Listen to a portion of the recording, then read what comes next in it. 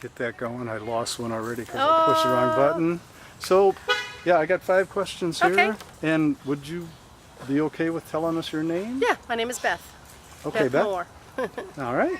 So, first question is, have you seen any homeless in Greensboro, and what happened? I have seen homeless. They're. What are they doing, or what do you mean? Did you interact, or? I have interacted with some of them. Okay. Just asked them how they're doing today. Okay. I've given food, Okay. bottled water. Then, second question, in your opinion, why do people become homeless?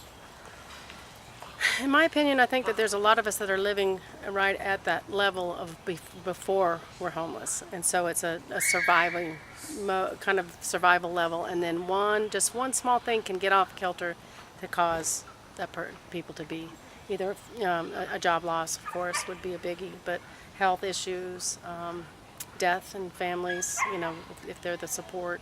So there's a lot of reasons, but I think there's a lot of people living right above that edge. Barely. Yes, barely. Okay. Yeah. Thanks, Beth. What would you do if a homeless woman came up to you with a baby in her arms and asked for money? Go ahead, honestly. Yeah. If I had money in my pocket, I would give it to her. And then sometimes I keep a little card in my thing about other places that they can get help and stuff like that. Ooh. So if they ask her, she knows where there's food, and shelters and meals provided, and services. All right, Beth, thanks. Just 2 more. In your opinion, what can be done to reduce homelessness? Make people more aware of how it happens, and it's not just people that don't want to work and people that don't want a job, they're just like us, and so it's very much all our responsibilities, not just the government institutions. Okay, last question. Thanks for taking this time here. You're welcome. What should be done with homeless children, or about homeless children? Well, I know there's a strong philosophy of not separating families, which I really find important too. So when you're talking about children, you're talking about the family unit too. But I taught for a couple of years, and I did have some children who were homeless in our community, and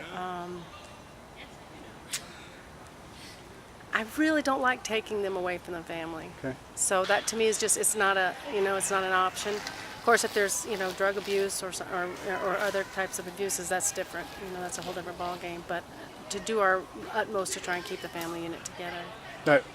This isn't in my script here to ask, but and nobody else has been asked this. My editor is a professor at UNCG. Oh, okay. And she said, "Can somebody do an article on homeless children that go to school?" And I heard you said Yes. You might be a teacher. Do you have any info on that, or? They're usually living shelter to shelter. I had a family that lived in a car, so that they were homeless. But they came to school. But they came to school, so they, a lot of times we would give them food for the weekend, a bag of food, and that happened a lot, whether they were homeless or not. But and try to keep it, not naming anyone, but Right. that kind of thing. Keep it anonymous, and then I'm trying to think what else. Clothing was difficult because they would go to the laundromat. Did the other kids know they were homeless? No, I never saw it as an isolation issue because the school was 98% free lunch anyways. So either you've been homeless before Okay, or a you lot of knew them family. had. So didn't have that stigma, Okay. like we do in the adult world. Yeah. Beth, thank you very much. You're That's so welcome. Thank good. you.